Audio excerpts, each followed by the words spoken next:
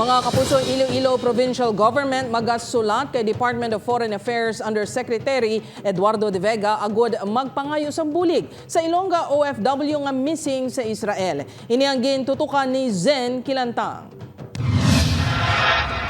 Manugduhan na kasimana nga wala sang komunikasyon ang pamilya sang Ilongga OFW nga si Grace Prodigo Cabrera matapos nga ginapahayag nga ginkuha ini sang grupo nga Hamas sang ginsulod ang balay sang iya employer sa Kibbutz Be'eri sa Israel. Bangod wala gihapon sang makuha nga update sa sitwasyon sang OFW nga tumandok sang Maasin Iloilo, nagdesisyon ng Iloilo Public Employment Services Office nga makigangot na kay DFA Yusek Eduardo De Vega. This is to request the Undersecretary De Vega through the Department of Foreign Affairs na mabuligan kita nga mapadasig ang update sa aton kung kumusta na ang status sang ini nga natungdan nga taga Maasin nga taga Burak, no.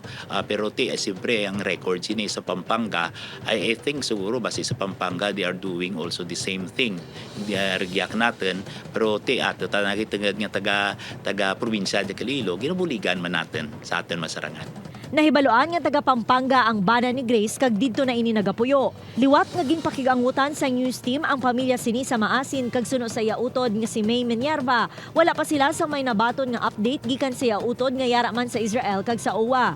Padayon man ang koordinasyon sa Maasin LGU sa nagkalain-laing nga ahensya sang gobyerno. Right now, ang assistant natin na sa family is we're keep on communicating for the status update. Mula din na with the OWA for the status update. So, there's constant communication with the family. Update mo kami with all agencies na paano makabulig sa ila.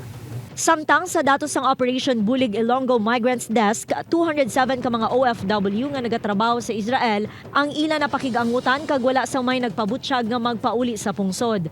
Apang may isa ka OFW nga taga-Haniway nga ginakabig unsafe sa Israel. Sa impormasyon sang Peso Iloilo, naka-evacuate na ini apang hindi pa mahibaloan kunyara ini sa border o kun sa Gaza Strip.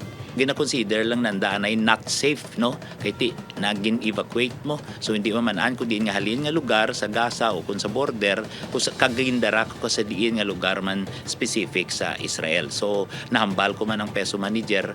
Sunod sa Peso, maihatag nga 10,000 pesos nga financial assistance ang probinsya sa mga repatriated OFW. Kainas ang agas ang ginkumpirma sang DFA ang ikaapat nga Pinoy nga napatay sa nagapadayon nga tensyon sa Israel. Wala inigin pangalanan base man sa hinyo sang pamilya.